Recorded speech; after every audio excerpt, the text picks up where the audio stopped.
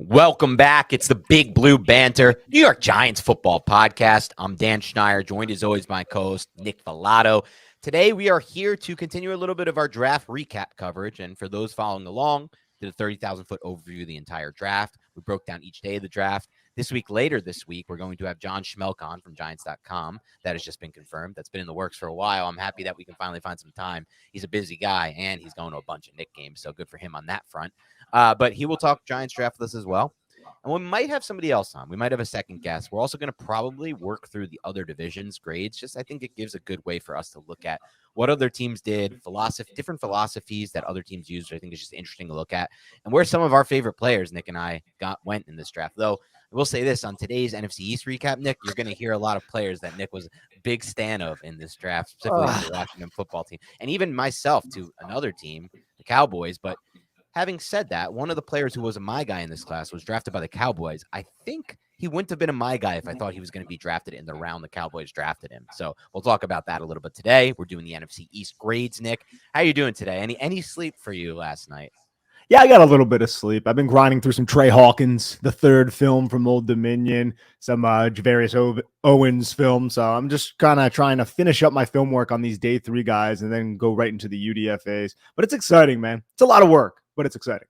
I woke up today and I saw on Twitter that you had already put out like 17 clips on these dudes. So I was like, all right, well, he's not sleeping still. He's still grinding.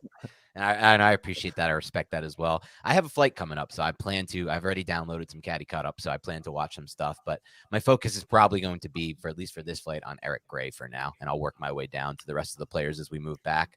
Fun watch. I know, and I want to see some more of him because I really do have a feeling that he could potentially be a 1B type player as soon as this year. So we'll see what happens there. But today we're here to talk about the other NFC East teams. We're going to start this thing alphabetical order. So that starts us with the Dallas Cowboys here, Nick. And I'll say this about this draft. If you're looking for one draft, if I was forced, gun to my head, which team did the quote-unquote worst in the NFL draft out of the NFC East teams, I actually would pick Dallas. I think the hauls for the other 3 teams, Giants included, were better. So let's start this thing off, go pick by pick here. And we'll start with Mazi Smith in round 1, which I think was a pretty good pick by them. What were your thoughts? And we could just go back and forth. What were your thoughts on the decision to go Mazi Smith there over maybe a player like Michael Mayer, who people expected? Did you think that the Bills had intel and because of that traded one spot ahead of the Cowboys because the Cowboys were, going to get Dalton Kincaid, and maybe they had it like a similar situation like the Giants where, like, yes, Deonte Banks and Porter on the board. Yes, Dalton Kincaid and Michael Mayer on the board, but maybe, just maybe, on the Cowboys board, it was Dalton Kincaid, and then it was drop off Michael Mayer, Sam Laporta, players like that. And what did you think of their decision just overall to add that kind of beef to the middle of their defensive line? That's, I think, exactly what happened. And I believe Jerry Jones and Stephen Jones wanted Dalton Kincaid. Brandon Beane knew that. I mean, we've seen on Twitter already, Brandon Beane came out and he was like, yeah, we'll call Joe Shane my buddy, but they had their eyes set on another player. So the Giants were going to trade with the Bills, and I'm sure that's something that's more than likely going to happen in the future. Luckily, Dalton Kincaid did not go to Dallas because I feel like he would absolutely terrorize the hell out of any linebacker the Giants decide to put out there, because Jason Witten is still terrorizing Giants linebackers. I feel like anybody they use terrorizes Giant linebackers. They end up getting their tight end in the next round. We'll talk about that in a little bit. But in terms of Mazi Smith, I like Mazi Smith's game. I think there's a lot of potential there. I don't believe he has the type of upside of a Dexter Lawrence, but I do believe there is some pass rushing juice behind Mazi Smith. But in terms of a run defender, this is somebody who anchored Michigan's defense. And everyone's like, yeah, Steve Avila, man, he kicked his ass in that game. I watched that game. I would say Steve Avila might have won it like 60-40, but there were some plays where Mazi Smith was bitching Steve Avila as well. So Mazi Smith is a dude. But at this juncture of the draft, you get him, and then we'll talk about Luke Schoonmaker, and that's your 1-2 in the first, second round. And I like Schoonmaker a lot. That's not all that exciting at that point, right? Like, that's not something that really gets your blood flowing if you're a Dallas Cowboys fan. But I do like adding a true nose tackle to that defense with DeMarcus Lawrence and with Micah Parsons and everybody, because they had Mr. Hankins as their starting defensive line. Right. That was going to be a starter for you. He was a good starter for the Giants back in like 2016. Now he's a little bit long in the tooth. You needed to add a defensive lineman to shore up your run defense, and they were able to do so. I believe Dallas last year, in terms of run defense, They ranked 22nd in the league. The Giants were 27th. So it's not like they were that much better than the New York Football Giants in terms of run defense, even though I'll say the New York Giants, just watching the tape, they ranked 27th. They could have ranked last, it seemed like. Maybe the Texans would have had something to say about that. But you get your defensive lineman. I think that's a solid addition. But in terms of the overall draft, I guess we'll talk about that in a little bit. I wasn't in love with it either. So I'll start with from the philosophical standpoint, 30,000 foot view. I do like the idea of drafting a Mozzie Smith because you look at this Cowboys defense and you're like, they're amazing on the ends of that defensive line. They have speed across the defense. They're an aggressive style defense, not afraid to play man coverage, not afraid to play single high, all those types of things that kind of lead you to believe, okay, if they could just put something in the middle of this defense in the form of a nose tackle or even like a 3 technique, it could take it to the next level. From that standpoint, I think they're on the right track. I just don't know if Mozzie Smith is that guy. You bring it up. There's a difference between watching Mozzie Smith and even a player like Dexter Lawrence. If you specifically look at Dexter Lawrence's freshman season at Clemson, but even if you just look at the projection for those two players, like Mozzie Smith does not have Dexter Lawrence's length. He does not have his arm length. He basically, in a lot of ways, doesn't, what Dave Gettleman used to say, have the ability to unlock and flip his hips as a pass rusher. I think he shows some juice as a pass rusher. It's not that I think he's just a pure nose tackle. You're not drafting that, but I don't see a real big profile of upside for him to be like up in 3 or 4 years from now. We're like, oh my God, this is the next Dexter Lawrence, or oh my God, this is the next Aaron Donald. This is the next Chris Jones, the guys who can sit, Jeffrey Simmons, the guys who consistently rush the passer. I think he can be somebody who rushes the passer more than your average nose, but not someone who's going to be a great pass rusher. So now you're talking about using your first round pick on an almost true nose, a little bit of pass rushing juice. And even then in that regard, I think he's great, like you said, but I think there was some inconsistency in his tape. And I know a lot of people talked about this. It was a thing. Like, I think he showed up really big for the Ohio State game. But there were other games that I watched of him where I was just like, this is just a dude in the middle eating up blocks. And I don't know if you can't get that later in a draft, or I don't know if you need that in round 1. And I don't know what kind of impact that's going to make for them. Sure, it's going to make a big impact in the run defense, and you talked about that, right? And it should help them right away with that. But if it's not a guy who's impacting the passing game on a consistent basis, then I'm not so sure this is something that I would worry about. And you look at that team, Dalton Kincaid, like you said, can you imagine how much more dangerous they would be right now with a Dalton Kincaid than a Mozzie Smith, to be completely honest, especially if they're able to get somebody later in the draft to play that nose tackle position who maybe doesn't have any pass rush use, but can at least do what they want him to do, take up a couple blockers on every play, free up the linebackers, free up the edges. And so I think I would prefer that route in that regard. And we'll get to it when we get to the round 2 pick too, because I like Loon Shoemaker, but I liked him a lot more when he was projected in round 4 than I liked him when he was projected in round 2. And I don't think he has anywhere near the pass game upside of a Dalton Kincaid. He's going to be a better blocker, but we refer to him as like this draft's version of Daniel Bellinger. And I don't think that was too unfair watching him. Maybe you can say he has a little bit more upside, but I don't know if it's anything too great there. So we'll get to that pick in a second. But the Mozzie Smith pick, to me, I really felt like if this team had taken maybe like a Michael Mayer there, who went just a few picks later to the Raiders, I'd be a lot more scared. And I know Michael Mayer has his doubters as far as what he can do in the passing game, but that dude to me is going to be like a 10-year starter at the NFL level, 7 TDs, 800 yards a year, while also offering you something as a wide tight end, as a blocker. Or even honestly, Nick, if they've taken Luke Musgrave there, I would have been super scared, because I don't think anyone on this Giants defense, if that kid hits his ceiling, can keep up with him on the vertical plane or the horizontal plane, because you can see him unlock in those routes when he gets in and out of his breaks. Luke Musgrave would have scared the hell out of me. So I look at this pick and I'm like, it's a very high floor pick, Nick, but high floor is not going to scare me right now when you're building out this Cowboys team. So we could look back on this and be way wrong if Mozzie Smith becomes a really good pass rusher. And you could certainly see that at 320, he can move better than most nose tackles, but I just don't know if I totally see him being a dominant pass rusher at the NFL level. I'm wondering what his career will be like. Is it going to be like a Dontari Poe, who was drafted, I think, in the top 20 back in the 2012 draft by the Kansas City Chiefs, who bounced around from team to team?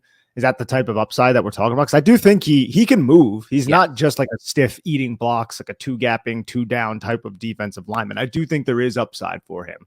But you get him at the end of the first round when you were this close to getting Dalton Kincaid. Yeah. And a tight end that would have really just wreaked havoc on the NFC East and the New York Giants defense, which we all grew up seeing with Jason Witten. I'm happy that it was this instead of Kincaid. I honestly would have been more scared if they took Joey Porter there. There's a lot of players who are on the board that I would rather them not take there than Mozzie Smith. And I know, look, it's going to be a difficult task, but I think John Michael Schmitz himself could be up for that task in year one. Obviously, they have the familiarity coming from the Big Ten, and I just have a good feeling that this is not the kind of pick that's going to tip the scale here for the Giants. But again, look, he was a good player. We shouldn't knock somebody who's 6'3", 337 and can move like that. In general, getting that type of player will help your team right away with a nice high floor. Second round pick, Loon Shoemaker, was my guy on my list. So I obviously liked his tape. I loved watching him at Michigan. But I really thought he was going to be a day 3 pick, especially considering he's 24 years old. And also because while his athletic profile is good, I don't really view him as the Dalton Kincaid type. I don't even think he has the passing upside, in my mind at least, of Michael Mayer, Sam Laporta, or Luke Musgrave. I think it's a tier below that, while he might be a little bit of a better blocker than some of those players, at least right now. Though, does he have the frame to be? I'm not so sure. To be a dominant blocker, he's just under 6. What is he, 6'5", 250? I don't have the exact measurements here because I think I'm reading off CBS's draft grades, and I don't think this is right. I have him at 6'6". Like, there's no way Luke Shoemaker is 6'6". I think he even probably tested at 6'4", but Nick might be able to correct me on that. But Luke Shoemaker is another pick here where I can understand why they want to take this player. It's a player who, if you watch him, you're like, there's so much meat left on the bone. The Michigan offense just did not use him the way they should in the pass game. And I really like his ability, similar to Daniel Bellinger, to get in and out of his breaks on the short, like the quick outs and the routes breaking toward the sideline, and be that kind of player where if you're going to run like boot action, that type of stuff, he'll be the guy to get open quick. You can get the football to him. He has reliable hands. On the vertical plane, I'm not so sure he's ever going to be that big of a mismatch for the Giants or for any team in this division. So this is a pick that I feel like is, again, more floor than ceiling. Does not spell well for your boy, Jake Ferguson. Because Luke Shoemaker is more than likely sliding in as the number one. And now they got 3 at least competent young tight ends. And I think there's still more development that can happen with Shoemaker. And I know you agree because he played for Michigan's offense. Michigan's offense, They run the football. So you're getting that blocking foundation that you missed out on or that you skipped on with Michael Mayer there. Michael Mayer, I would say, is more of a blocker. And he is like teetering on 6'6", by the way. I think he's classified 6'5", but it's close. But I think there is some athletic upside with a player like Luke Shoemaker. Maybe that was not realized at the college level yet. So hopefully that doesn't really come to bite us in the ass as Giant fans, because I still think he can, for everything I've seen, and I haven't done an evaluation on him, you watch a lot more Big Ten than I do, at least through the season. He seems like a pretty natural receiver. He doesn't seem like he is stressed out there or trying, and he might have a little bit more of a profile to attack you at the intermediate, maybe even deep parts of the field, like up the seam. Not like Dalton Kincaid. Something to be said about his receiving profile. I still think it's a little early for a player like this. I think you are projecting his skill set forward if you're the Dallas Cowboys, especially in this really deep tight end class. And I'm pretty sure Tucker Kraft was still around at this time of the draft, which is still somewhat like that kid has some pretty solid tape. I think it's a little early, but I can understand that there could be some development with this kid. Yeah, and I think you're right. I mean, look, he's a my guy for a reason. There is a lot to unlock here, and I love projecting when I'm picking the guys that I like, projecting to the NFL. And you could look at him and you could say, the way Michigan used him, there's a lot, like I said, there's a lot of meat left on the bone.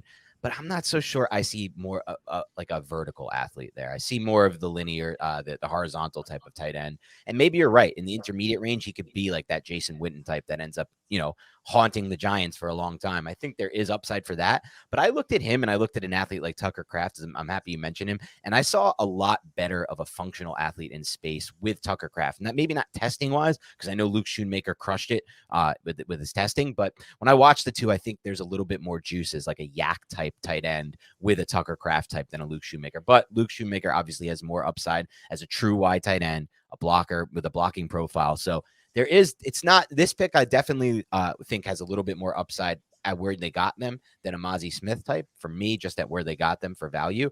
But I felt like Loon Shoemaker was going to go a little bit later in this class. So I was a little surprised there. Let's get to their third round pick. DeMarvion, I think is how you say this name. Yeah. Overshown, linebacker to Texas. I didn't really watch too much of him, but I did see a little bit and enough to know that what they're banking on here is a super athletic second level player at linebacker. This is something they've kind of always done, starting with Vander Esch. They really wanted to bank on those kind of athletic traits in space. And I think this is an interesting pick because in my mind, Nick, when I saw this come off the board, I was thinking in my head immediately, like they're thinking about who's in their division. Jalen Hurts, Daniel Jones, and now Sam Howell, at least for now. Let's just say that for now. Who knows what's going to happen there? I'm sure he's not long-term fit there, but I don't know. Remember, last year's draft, when we broke down the NFC East, I said that was the best value pick of the class, and Sam Howell. I can never understand how that dude lasted to the 5th round. It made absolutely zero sense. It was a total overcorrection by the NFL. And honestly, like looking back now, would you take Sam Howell or Malik Willis? I think the answer is Sam Howell, to be completely honest. And, it wasn't at the time, but, and I'm, so whatever. But I think they really made this pick, Nick, because of those quarterbacks in the division, because I think he's just the perfect type of guy to project as that spy at the second level where, like, you're not going to get beat by Jalen Hurts. You're not going to get beat by Daniel Jones if you put a guy like this on your defense with that kind of range and speed at the second level. A bit undersized at 223, obviously looking at more of a coverage type than kind of like the, I guess Jack Campbell type of linebacker, though he could be good in coverage too. But I feel like with him, you're banking on the range, you're banking on the speed, and you're banking on the hopes that this guy can be the X factor that doesn't let Jalen Hurts and Daniel Jones beat you in the run game. Think about the linebackers that Dan Quinn has had in the past. He likes these athletic type of linebackers. This is a very good, long, rangy type of athlete who has sideline to sideline speed, an elite closing burst, acceleration, explosiveness, just a twitched up type of dude. So I ended up doing an evaluation on him. I had a 4th round grade on DeMarvion Overshown, but I understand the potential here, especially with a landing spot like the Dallas Cowboys, where you have Dan Quinn and you have Micah Parsons and you still have Leighton Vander Esch and you have all of these defenders. So there's not going to be a lot put on your plate. He can be that quarterback spy. He's going to be effective on blitzes. And if you can really hone in on all of the issues with his game, and some of these issues are just, man, he is a raw run defender. Like, he runs himself out of gaps. His diagnosing skills, they're not there right now. I felt like he was eliminated at the second level constantly throughout tape.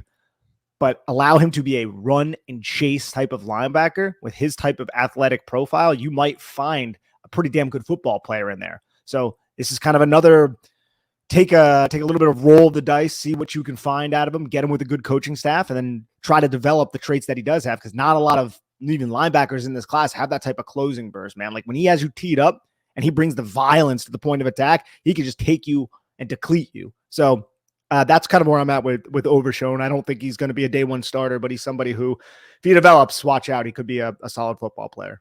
Yeah, and it's another, like you said, bet on trades type projection pick, because just like with Schoonmaker, where you're thinking, you're looking at him, you're like, if that Michigan offense was a little more tight end friendly, he could have been a really high production type player, and maybe we would have been looking at him as like in that Sam Laporta range early round 2. I feel like it's the same thing with all the weird stuff that was going on with that Texas defense and like all the different systems he was running through. It just feels like maybe they're looking at it like, we kind of feel like this is a player who's going to be better at the NFL level than the college level. I think they're saying that basically with Overshown and Schoonmaker. So really interesting picks to make there. I wouldn't call them like value picks. I'd call them my guy type picks, and we'll see if the Cowboys are right on the type of guys that they're looking for. And let's run through. We're going to just run through for all these teams day 3 pretty quickly with a few notes on each. We'll start with a player who was mocked a little bit to the Giants. Edge rusher out of San Jose State, Viliami Fioku.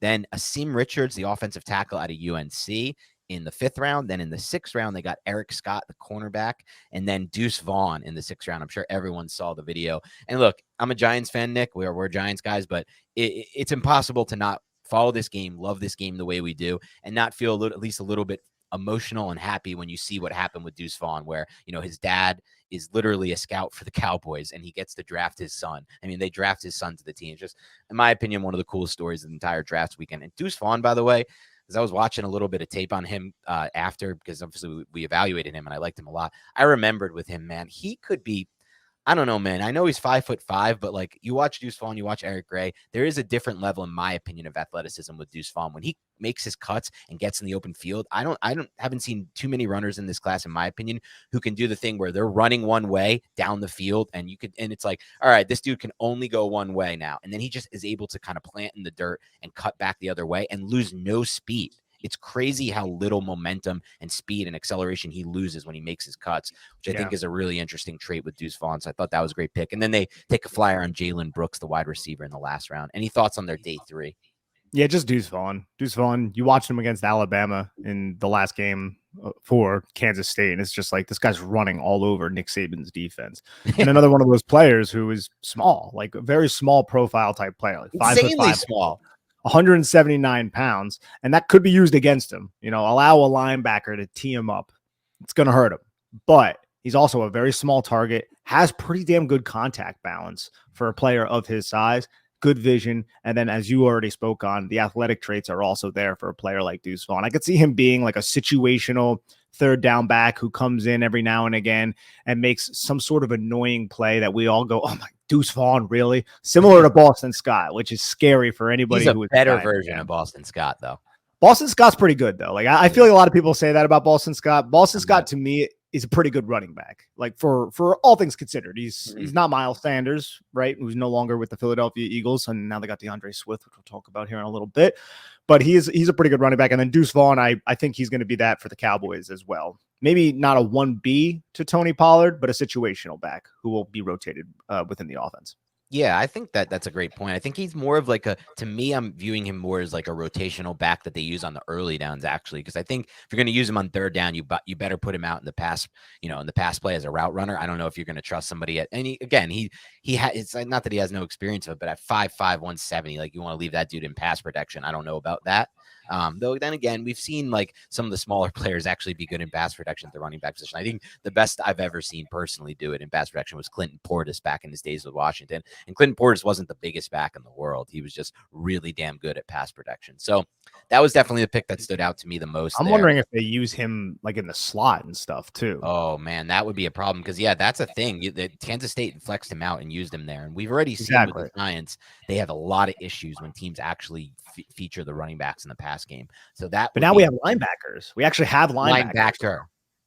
We have linebacker. You know what? I'm going to put Darian Beavers. Let's put some respect on Darian Beavers' name. I believe in at least Darian Beavers, the idea of Darian Beavers to some degree. Yeah, maybe it's glass half full for me here, but it can't be worse than Tay Crowder, right? I don't want to kick the guy while he's down. It can't be worse than what the Giants trotted out there last season. It really can't be. And hopefully one of these UDFA guys step up and they end up making the team. I'm not too optimistic about that from what I've seen, but I still have to watch more tape on him. Okay, let's move on to the next team we're going to cover here, the Philadelphia Eagles. And obviously, this is, in my opinion, we got to give a grade to Dallas. Oh, we're doing grades. I forgot. I was just saying we were reviewing the draft. We don't think we even need to do the grade. I know you're not a grade guy. Grades suck. I'm not a grade guy. So if we don't have we're not doing grades, we're just reviewing drafts. I feel like the listeners like grades. So let's preface it by saying grades are stupid. We don't know how these drafts are going to come out for another 2-3 years. But I know listeners like grades, so I'm open to it. At least. And we'll do the grades, but we're grading this on less of as Nick just described, we're grading more on philosophical, over 30,000 foot view type grade. Like, what did we think of their process of going into these picks? Not the actual players, which are much harder, not only to grade, but to project, because there's injuries that are going to go into these guys' profiles later in their career. Could be as year 1, year 2. We don't know. We don't really know the fit that the coaches are looking for. We don't know the skill set they see. So there's a lot of factors, but we're going to do it anyway. What's your grade for the Cowboys? I'm making you go first. I'm going to say C. I think I wasn't in love with their draft either. And I actually have a quick question for you. I know we're a little bit pressed with time.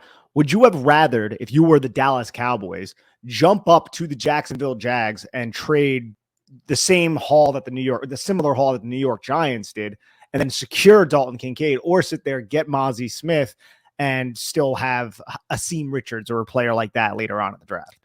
I'm with you. I don't know if you're on this boat. You just asked me the question, I would have preferred they traded up there. And then, honestly, what they could have done is get the kid out of Baylor to play the nose at the same pick they got Overshown. Siaki. But yeah, Siaki, they could have got him the same pick they got Overshown, because I think he went one pick after Overshown, or a couple picks after Overshown. And then now you have, and then look, they might love this Overshown guy for their defense. I don't know. But now you have the same idea, not as much pass rush upside there, but you also now have an elite playmaker in the passing game that I'm not certain Luke Schoonmaker can be. Plus, they would have still had their second round pick. They just, like you said, would have lost some day 3 capital. So and they're also a roster that I think is kind of in the Giants boat, where they don't really need all these day 3 swings. They don't have too many roster spots to fill. They may end up cutting some of these guys in the back end and to their practice squad. So yeah, I'm with you. I think they should have been a little bit more aggressive in that regard. So for my grade, I'm going to also give them a C here. Again, I had Luke Shoemaker is my guy, but not so much in round 2. Mozzie Smith, I liked. I didn't love in round 1. I was like, okay with that. And then after that, I really think they're just betting on their guys, the guys they feel like they scouted better. The one pick that scares me, again, is Deuce Vaughn. I'm just a huge Deuce Vaughn guy. So we'll see what happens there. Let's move on now, though, to the Eagles. Unfortunately, this is a really good draft class. To me, Nick, I know people have debated this. The Steelers are definitely in the running. Giants, I think, are even in the running. A few other teams. The Colts did well. But I really thought the Eagles did the best of any team in this draft. I'm going to be completely honest with you for a variety of reasons, but we can go pick by pick. And at the end, we can break down why I think that, and we can get your take on the overall picnic. But let's just do, like we said before, day 1 and day 2. Start with Jalen Carter here at number 9 overall. My God, Nick. I mean, you said it best when we did the draft where it was me versus you and we're drafting the best possible team we could draft. You had a very smart strategy. After I picked Bryce 1, you're like, I'm not going to take a quarterback to the last pick because why the hell would I? And I should have done a backup. I had those extra spots. I should have put a backup quarterback in the big. No, I'm going to convert Stroud to a wide receiver or something and just effed with you there. But it made you take Richardson or Levis, or Hooker. But we really felt, and I know you felt this way. To me, there were the 2 best players in this class were Will Anderson and Jalen Carter. And then honestly, Jalen Carter, I think, even has a higher ceiling than Will Anderson, to be completely honest with you. And they played this thing so freaking well. Like they could have traded up even more to get him if they had to, but they really only did a 1-spot trade up to get him. I think it was, or a 2-spot. Was a 1 or 2-spot trade up? I think it was 1-spot trade up, 10 to 9 to get him. Yeah. And at 9 overall, they get, in my opinion, potentially the best player in this entire class. And they draft him to a team that has a ton of his teammates on it already, which is a great starting spot for someone who has quote unquote character concerns, which I think are kind of overblown anyway. It's like they just came up at the end. They're kind of like, we hear this all the time and it ends up not panning out as far as the character concerns, but they have the teammates already. And more importantly, he's drafted into a winning program, like a program that we just went to the Super Bowl.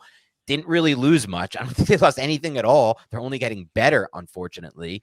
And so that, to me, fixes a lot of the potential bad pitfalls. Like if you draft into like the Texans or something like that, right? And it's a bad first season where they're losing all these games. Maybe that's when you start to see the effort drop or you start to see some of those issues people had pop up.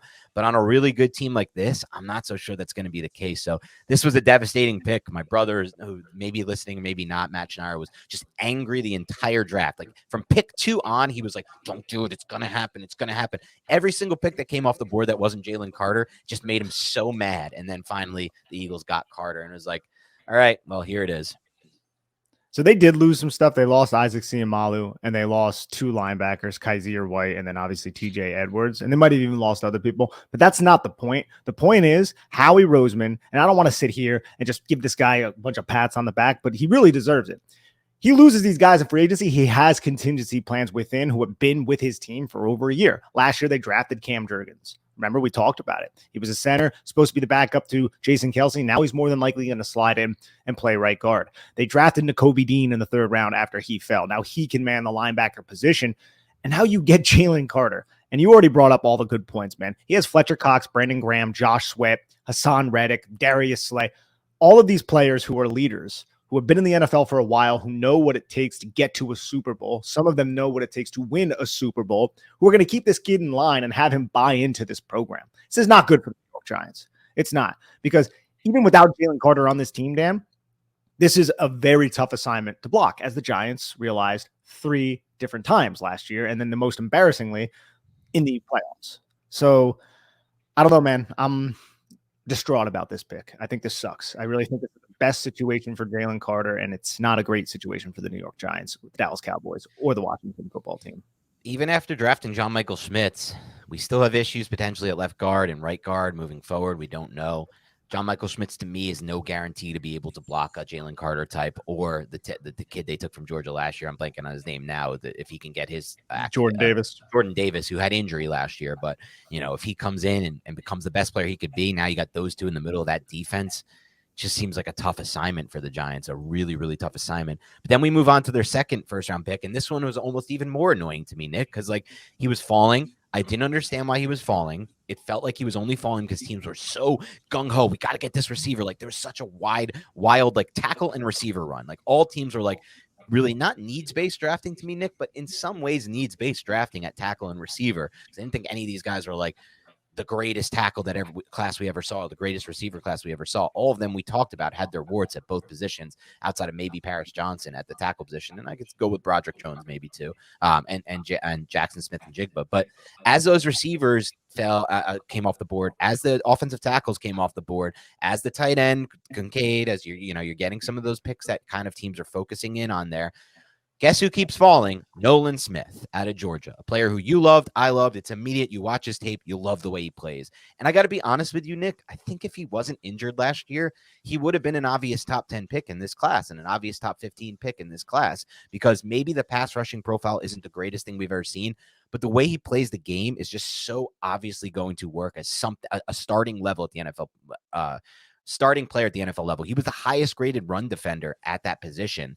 And you see him such a good functional athlete in space. Like, you want to run our zone read game with Daniel Jones and Saquon Barkley. This dude's going to annoy the hell out of us because he's going to be there every time, playing it as well as Kayvon Thibodeau played it, just as smart and maybe more athleticism than Thibodeau, if I'm going to be honest, as far as in that role. Not overall, but in that role. No, he's a better athlete. He's a 4.49 athlete. Yeah, he's probably a little bit better of an athlete than Kayvon Thibodeau in that role. And I think he plays that even better, that zone read game. And if they can unlock him as a pass rusher, and again, his profile is very similar to Hassan Reddick, who they did unlock in a breakout season last year, 17 sacks. Then it's like, oh my God, they just got two of the better players in this entire class.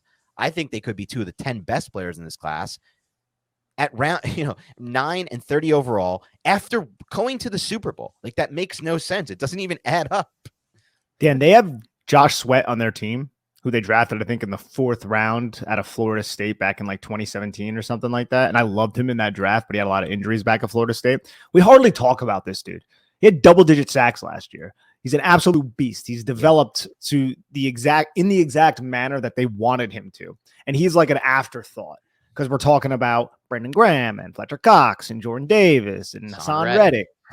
And then their secondary. They are absolutely stacked. They are a scary team to deal with. And I see people on Giants Twitter being like, why is everybody applauding the Eagles? It's like, dude, they deserve to be applauded. That's why we're applauding the Eagles. You think I want to do this? I hate the Eagles. Like, I hate that team. There is no professional team in any sports, and I'm a huge avid hockey fan. You know that. There's no team in professional sports that I hate more than the Philadelphia Eagles and the Dallas Cowboys. I really do not like the Dallas Cowboys either. But you have to give credit where it's due. And Howie Roseman has done an excellent job there. The fact that they were able to get Nolan Smith, they didn't even do anything. Like, he just fell to them. So I don't even want to really give them that much credit. But still, you select him, and now you have that guy in your bullpen, really, because he's not going to have to start. He's going to be Daniel Jones is beating you on the zone read. Cool. Let's put Nolan Smith in there. Nolan Smith is excellent in those situations. Oh, Hassan Reddick is a little tired. Cool. Put Nolan Smith in there. Now you have this freak athlete as a pass rusher. Again, man, this is it's not a great situation. I don't know what else to say. Yeah, and they're just, like you said, it's just a rotation thing. Like, they're not going to be the team that gets tired and has nothing left to put out there, and you're going to see like Kendrick Ellis out there for a snap getting killed. Nope, they have. You always call him Kendrick. Poor Kendrick Ellis is somewhere like, Dan, why the hell? I know, yeah, Kendrick Ellis was a better player. Justin Ellis. I don't know why I call him Kendrick Ellis. I think I called him that last night. I did like a WFAN hit, and I think I called him that there because I think that's just going to. I gotta listen to that. How was it? It was great. I had a great time talking with Lori. I'll send you the link in a Please little do, bit. yeah. But come back in round 3 here, and this is what always pisses me off about the Eagles, Nick, because they're just so one step ahead of things on the offensive line, and they take Tyler Steen, a player who I was late to watching the process, but once you watch him, you see exactly why they like him. It's the same reason they like Cam Jurgens, right? It's this dude can move. He can get out. He could scoot. And now they have 2 interior offensive linemen in the last 2 drafts that they drafted, right, Nick? With they didn't draft him out of need. They didn't draft him because we need a right guard right now. We need a center right now. Let's put him in. They drafted him looking ahead to the future, thinking, okay, how have we built the greatest offensive line in the NFL over the last 5 years? We've done it by, one, we are lucky. We have Stoutland, the greatest, the best offensive line coach left in football. Like, God bless, we have him. Let's just keep paying him. Let's never let him leave.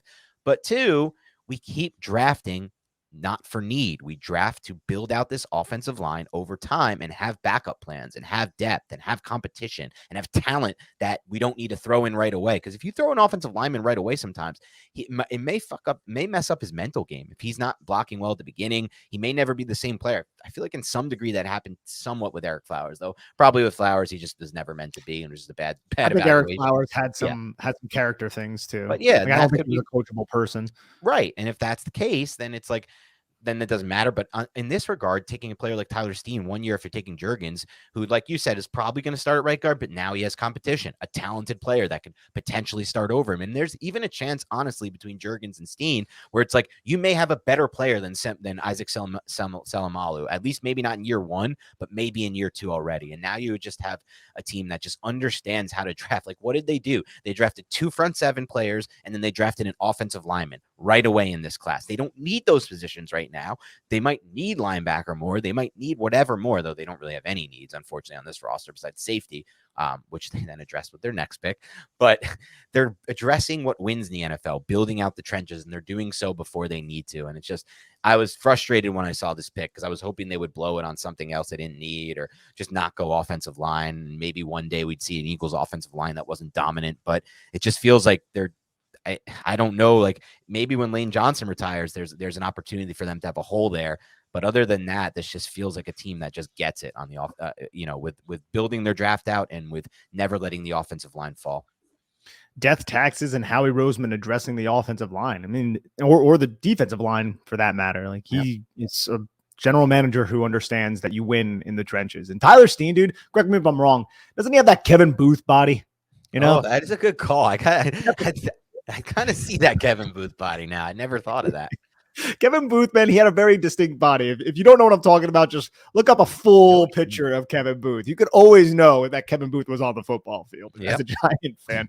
But yeah, he's a good athlete, shorter arms, might get kicked inside. Tyler Steen from the Alabama offense that I watched, I didn't focus on him, but I saw him out there and he looked very functional, like a very competent individual out there who played tackle for them. So rich get richer, bro. And then they took Sidney Brown with their pick right after in round 3. Sidney Brown is a player. I know that you were higher on Jatavius Martin, you were higher on Quan Martin, but he's a player who I also liked, maybe less so than Quan Martin because of the tackling issue with Sidney Brown. But I felt like if the right coaching staff gets their hands on Sidney Brown out of Illinois, he could potentially be even better than Quan Martin, because I think that if you can fix his tackling issue, then he becomes a player who has the same kind of versatility as a Quan Martin, played all over that defense, was really good on special teams for them. He's explosive, maybe like he isn't in the box safety long term for them. I'm not sure, because but I really think he has some potential to play the deep half as well. And we'll see what happens with them. I think that right now they're kind of viewing him as a potential option to replace what's his name, Gardner Johnson, who they had last year in the slot, as they don't really have a one-for-one replacement for losing him, and he was a good player for that defense as kind of that nickel slot role. So they got Avonte Maddox. They do have Avonte Maddox. I'm not a huge fan of him, but yeah, they did get him. I like Avonte Maddox. Okay. Yeah, Maddox is a good player, but they also use like a 3 safety package where they have that third safety. That was Chauncey Gardner-Johnson last year. This year, it's going to be a Sidney Brown. My thing about Sidney Brown is he's pretty small, man. He's not big. The fact that he came away with 6 interceptions this year definitely did well for his overall evaluation. I felt like he showed some man coverage chops, covering, Sam Laporta and these tight ends in the Big Ten, doing I would say, solid overall job. I wouldn't say he's a tried and true man coverage type of safety, but he can play man coverage for you. I was higher on Jartavius Martin, who we're about to go over because he was selected to Washington. I think this is a thickly built, dense, heavy-hitting type of safety who is undersized. And I'm sure the Eagles, of all teams, will find a role that will be very, very annoying for everybody else in the NFC East for a player like Sidney Brown. I don't think he's going to be roaming the posts, though, and playing, single high, cover one, doing stuff like that. That's fair. And in that defense, I'm not sure they even need him to, because they don't really run that much anyway. But I'll say this, bro. He is a good athlete, right?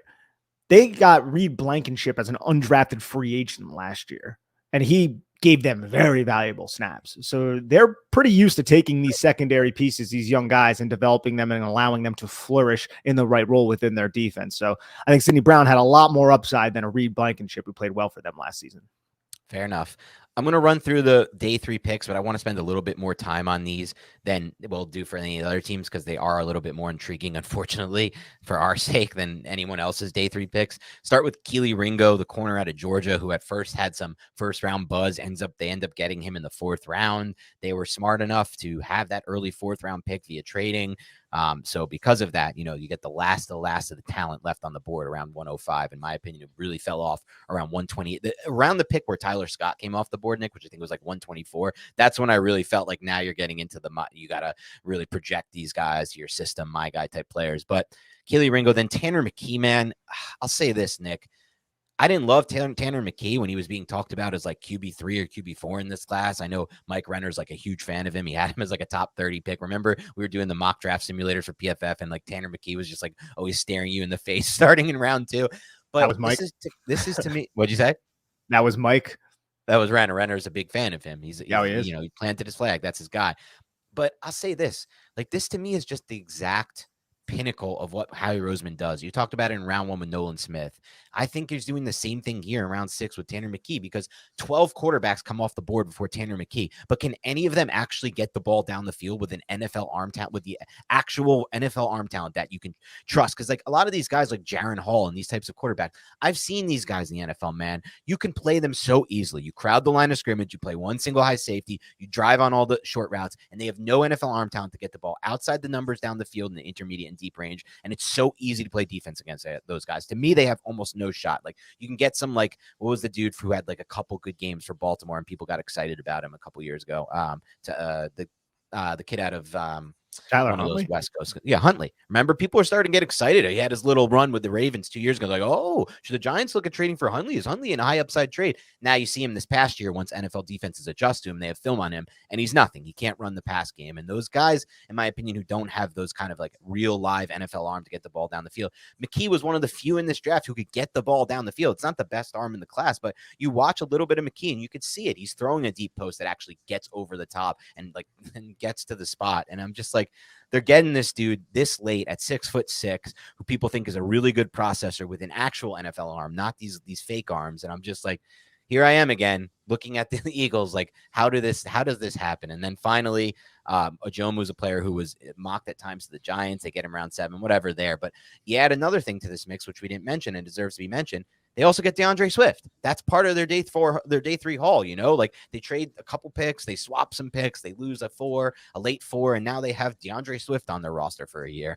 It's very annoying getting DeAndre Swift. DeAndre Swift has to be one of the more frustrating running backs to coach, because I think the talent is through the roof, man. I think the athletic ability, get him in space, he's gone. But instincts, vision, patience, understanding where to be, understanding how to read the defense and anticipate are all things that he has struggled with. Because Detroit, when they selected Jahmyr Gibbs, you're like, oh, they're going to trade DeAndre Swift. I just didn't realize it was going to be to Bulldog U now, Bulldog Central over there in Philadelphia. And I'm upset because I have a Bulldog, and I absolutely love my little Bulldog Phoenix. And now I got to look at the Philadelphia Eagles, and they're just adding these guys to their freaking team. And it's not just Georgia. It's Mississippi State too, right? They got Fletcher Cox. They got Darius Slay. So they don't have Dak Prescott at least. But still, man, it's crappy. Kelee Ringo, look, I thought the first round hype on him was a bit much. I didn't see it. I contend he's stiff, and I think the NFL realized that too. He's a stiff player. He cannot really cover too well on the horizontal plane. He's very good on the vertical plane. But you stick him behind James Bradbury and Darius Slay, come on now. Of course, you have him take a deep third in a cover 3 type of defense. He could execute that pretty damn well. That's where he thrives, right? So, and he also has ball skills, and he's long. I mean, he's 6'2", 210 pounds. There's not a lot of corners that are that big who run a 4.36. That's what the Eagles do, bro. They add players like that. And that's a system fit for them with Ringo. And also, it's not only just a system fit, that potential system fit, it's also a good spot for him, because part of the reason he dropped was not just the stiff hips, it was the character concerns with a player like that. And that took him off a lot of concerns. That's what I heard. That's what during NFL Network, I heard that the way it was described was he was a 5-star recruit, and he acts like a 5-star recruit. That's what they said on NFL Network, at least. I think it was Ian Rappaport said a lot of teams. See, he's from Scottsdale, so those Scottsdale guys out here. But look, it's like another situation of like Jalen Carter. Okay, maybe that would have been an issue if you're not going to a Super Bowl team with a lot of your teammates on it. Like, it's just like I've seen this act before. The Eagles are going to turn this guy around, I think, unfortunately. So let's give a grade for this one. A+. Yeah, it's an A+ for me too. This was the Steelers can contend with it. The Giants had a good draft, things like that. But to me, this was the best draft by far in the class, unfortunately. Let's wrap up with the Washington football team. I still call them that. They're the Commanders. I just hate the name. And I think it's stupid. So I'm just going to keep calling them the football team. And if you're listening, because I know the way that I'm going to frame this podcast, Nick, in the title of this podcast, we are going to get some haters coming in from Dallas and Washington. And so just be ready for that. But no, not to say I didn't like Washington's draft, just because, I'm calling them the football team instead of the Commanders. So they go Emmanuel Forbes, Nick's boy, with the first pick at 16 overall, before Christian Gonzalez, before Deonte Banks, before Joey Porter Jr., players who were at least mocked to go ahead of them. Let's start there. What were your thoughts on that decision? I support it. Not really the Christian Gonzalez side of it, and not really the Deonte Banks side of it, but I understand it. And I actually had Joey Porter Jr. and Deonte Banks higher than Emmanuel Forbes. But as I said, I like the tape for Emmanuel Forbes better than I liked Joey Porter Jr.'s tape, at least. But Joey Porter Jr. also really wasn't challenged outside of that Purdue game. Had like no targets. Yeah, no one was throwing towards him outside of week 1 against Purdue. But I understand it, because you want to create turnovers. You need cornerbacks who can get their head around, can locate the football, and can knock the football away or intercept it. And I can't remember who said it, which cornerback said it, but they said anybody can knock the pass away, but not everyone can intercept the ball. Emmanuel Forbes can intercept the freaking pass. And I like Deonte Banks a lot. Deonte Banks has PBUs. I still think Deonte Banks, it takes him a little bit to get his head turned around. I think Deonte Banks is the perfect fit in theory, in terms of his athletic ability, his physicality, his mentality, to play in Wink Martindale's system. A better fit than even an Emmanuel Forbes, who I really loved. But I do think Emmanuel Forbes, in terms of ball skills, in terms of understanding how to come away with the football at the catch point, he's the best in this class. And I said it, I was like, dude, this guy's going to go in the first round. Not really many people are talking about it, but he's going to be a first round pick. I didn't realize it was going to be in the top 20 though. So way to get your guy. You took him over Christian Gonzalez. That's bold, but I'm not going to complain about Emmanuel Forbes getting drafted high, because he was one of my favorite guys to study in this class. Yeah, I think unfortunately for the Giants, this is, at least as of now, a really good system fit for what they run there. We talked about this a little bit on our day one recap, but I've seen the way that they run that defense. It's super aggressive. We even saw it against Daniel Jones. And this is the type of guy you want if you're running an aggressive defense with some off coverage, which I know they're going to play a lot of off coverage. And that, to me, was a perfect fit for him. I felt like Christian Gonzalez could also operate really well in that kind of defense. So that was the only surprise for me. But Christian Gonzalez, like I said, when I looked at him, and I was like, when I looked at him, Nick, I was like, I guarantee this guy is going to be a top 5 prospect for me in my class. And then I watched him, and I was like, the film to me didn't add up to what I thought he was going to be. Dude, mostly because of the ball skills. Did you watch UCLA? No, I didn't see that game. Bro, it's just like some of the plays in the UCLA game is like, how do you move that smoothly? Yeah, and that's what people love. And the size, and he's 20. Like, there's a lot to like about Christian Gonzalez. And maybe his tape isn't as perfect in terms of ball skills and stuff like that. And he didn't really have any interceptions, I think, until this past season, where he had 4, if I'm not mistaken, at Oregon. He didn't really have any interceptions back at Colorado. But when you're that size and you have that type of movement skills, and you can tackle, and you are a smart kid, and you're not going to be an issue off the field, there's a lot of reasons to buy into a player like that. And now you end up with Bill Belichick, one of the best defensive back type of coaches, just defensive coaches in general in the NFL. I had Christian Gonzalez ranked definitely rated above Forbes for me. I just think I think it was a mistake by them. I just think for what they're looking for right there in that aggressive defense, the ball skills Forbes has, it could be an interesting fit. So definitely an interesting pick there. Then they take another guy who you loved in this class in round 2, Nick, Jatavius Quan Martin, the safety out of Illinois. I'll ask you your thoughts. I'm sure you think that was a good pick by them as well. Yeah, I love Jartavius Quan Martin. This is somebody who is an elite athlete for NFL players, just jumping through the roof, still jumping at the combine, and one of the best tackling defensive backs who have come through the draft, along with Brian Branch. Just a really good tackler. He's not the biggest guy in the world, but if you need him to play the post, if you need him to play a deep pass, if you need him to come down in the box, if you need him to play the slide, he can do any of those things. And he is going to allow Jack Del Rio to run diversified coverages. It's one of the reasons why I wanted him with the New York Giants, because we see what Wink Martindale did last year. He's going, Julian Love, go sugar the A gap, act like you're blitzing, and then go drop back to a deep post. Okay. And he would do it. Quan Martin can do that because he can flip his hips and he can move better than most defensive backs out there. And I think a lot of the mistakes that he had on tape were mental lapses. And I don't think he's a dumb player by any means. I just think it was him getting very aggressive. And now you're starting to see the theme because he was trying to undercut plays all the time. And sometimes he got burned because of it. But other times he knocked passes away or came away with interceptions. So now you add Emmanuel Forbes and Quan Martin. Those are two of the more aggressive defensive backs in terms of playing through the catch point and trying to secure interceptions. You're trying to win the football game on defense and give the ball back to your offense or get pick sixes. I like the aggressive nature of that type of style. So I know that this is a little unconventional with Emmanuel Forbes and Quan Martin with your first two picks, two defensive players who draft pundits had a little bit lower than maybe the Washington Commanders did. But I kind of love the philosophy, to be honest. I do too. I think it was a great start for them in this class here. And then we move on here to their next pick, which was round 3. We're going to do round 3 and round 4 just for this team because they took a guy I love in round 4. They take Ricky Stromberg, the center out of Arkansas. What are your thoughts on that? I mean, they still have that Chase, and I can never say his name, is like, Rullier. He used to be good, but he's had a lot of injuries. I think that's part of the profile there now. I'm pretty sure he was hurt last year. So you just get a backup for him. Stromberg is somebody we've talked about throughout the pre-draft process. Not really the best athlete at the position, but I see him being a starting center just because he is physical, understands how to use technique, understands how to use leverage. I wouldn't say he's a deficient athlete, but he doesn't have the type of upside of a Joe Tippmann or even a John Michael Schmitz for that matter, but a really tough-nosed type of center who can really help that run game that wants to be tough-nosed with Brian Robinson toting the rock back there. Yeah, I think you nailed it. I think this was one of the two players at that position that I talked about it with Whippler throughout the process. People kept replying to my tweets like, really? No Whippler, no Whippler. I just didn't see it at all with Whippler. I guess the NFL teams didn't either because he was, a 7th round pick. Stromberg, obviously. I actually heard that was a medical one, though, too. Okay, maybe a medical. And he also has like sub 32-inch arms. Right. Yeah.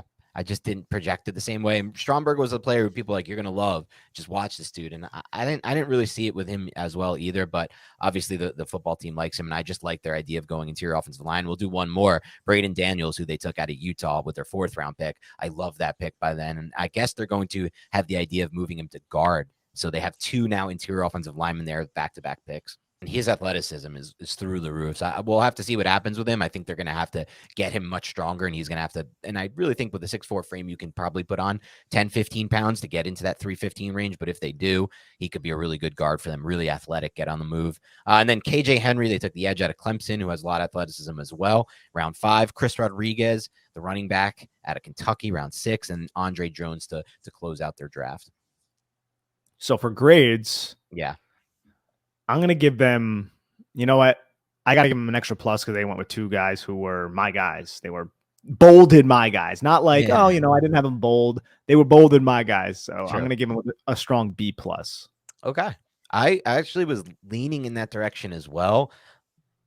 But maybe I'll go B here because I think I like their idea, right? They knew that their offensive line was just really not good last year. It was a big part of their issue. So they got 2 guys they can project there. But I still feel like the biggest issue when I look at that offensive line, Nick, is their tackle situation. I don't love what I see there at both offensive tackle positions. I think there's a chance like Samuel Cosby might have to play again this year. And he was, to me, like I liked him a little bit coming out, but I just feel like the play strength there has been a big issue for him. And I'm not so sure he's going to be the guy there that we have to worry about. So I still feel like they didn't address their biggest need there. And then when you take 2 defensive backs with your first 2 premium picks, to me, there's always risk. And this goes for Deontay Banks. And we took one too, because I've just seen a lot of the defensive backs just not translate over the years. I think to me, it's one of the riskiest positions to draft in rounds 1 and 2. But again, you love them. And I could see why you love them. I also think like, not only do you love them, Nick, they fit this system really well. And that's what's scary. The one thing I would say though, as to this and why I'm giving it a B, and not why I'm giving it a B, but the one thing that could work out for the Giants, if we're thinking of it from that standpoint, like a fan standpoint, is, and you mentioned this to me on draft day, and I think it was a great point by you, but we didn't talk about it in the podcast. There's a good chance that this coaching staff is just gone after this year, right? Like a new owner is going to be in place. They're buying the franchise. If they don't make the playoffs, they don't really have a franchise quarterback. It seems like a good time to clean house with the coaching staff, bring in a new coach, bring in a new general manager, maybe even though I don't know if they'll go that route because they do like what they have there, but bring in a new coach. And that could change the entire system on defense. And maybe those guys aren't as good fits. So I think that it's one thing just to keep in mind with Washington, but I'll go with a B to close this out. And then just before we get out of here, give our grades on the Giants. And again, I think grades are stupid. We didn't do that grade, but okay, we're going to have to. Yeah, I'm going to give them an A. I'm going to give them an A. Yeah, it's not an A+. It's not the Philadelphia Eagles, but look, they got extreme value with all three of their picks. You can say Deontay Banks 25, maybe not value, but we didn't think he was going to be there, and he was. And then JMS 57, we considered ourselves lucky for that. And then trading up to get Jalen Hyatt at 73, to me, that's a great value. That's somebody who the Giants were being mocked at 25. And now you got all three of those guys. And then you put Eric Gray as the cherry on top of that, because I feel like he's a player who can have an impact in year one. And also, if Saquon Barkley, if it doesn't work out, he can be part of a committee going forward. And I also think those back end guys are players who can possibly make the squad and have a small impact this season. I like what I saw last night from Trey Hawkins III. I feel like Trey Hawkins III is we'll do a more detailed scouting report on him. And trust me, he's not perfect. Like, I put up highlights, people like, wow, how would this guy go so late? It's like, if you watch him against Georgia State, there was a receiver, I have it written down here. He transferred to Louisville, so keep this receiver in your mind. Jamari Thrash. He only had 3 catches, but holy crap, did Jamari Thrash give Trey Hawkins III a lot of issues in the Georgia State game. And it was because he's like a 6 foot, 180-pound receiver who's just a speed type of guy. When he was able to explode off the line of scrimmage, when Hawkins wasn't in press, and even when he was in press, he was giving him fits the entire game. Hawkins surrendered a touchdown. So Hawkins isn't perfect. They have potential to make the team, be special team stalwarts, and possibly earn a role on the defense. So I'm going to go with a strong A. We're going to sound like a biggest homer podcast ever for anyone from the other NFC squads who are listening in and decided to hate watch us. But I gave it an A last night on WFAN, and I'm standing by that. It's also an A for me. I think Nick did a good job of breaking down a lot of the reasons why. But to me, I just feel like when you have the situation the Giants were in with their roster, where they didn't really need to take all these swings in the late rounds, because they've done a good job of finding those guys, in my opinion, but they really needed to potentially get some impact players. They got 3 players here. And this is part of why I'm giving them an A. Like, I think there's a good chance that Ricky Stromberg, there's a good chance that John Michael Schmitz, we're just talking about Washington, John Michael Schmitz and Deontay Banks are literally every down players for the Giants this year. Like, we could be looking at a situation where we take a look at the snap counts every week, Nick. We always go over it on our film breakdown, and it's 100% for Schmitz and it's 100% for Deontay Banks. So if you get 2 100% snaps guys in year one, and then a potential with Jalen Hyatt to add a wrinkle to the offense that they don't previously have. And who knows, like, there's a chance that he ends up developing faster than people think. And he could also be somebody who doesn't come off the field very often. So maybe it won't ever be 100% for any receiver, but maybe more in like the 60 or 70% snap range.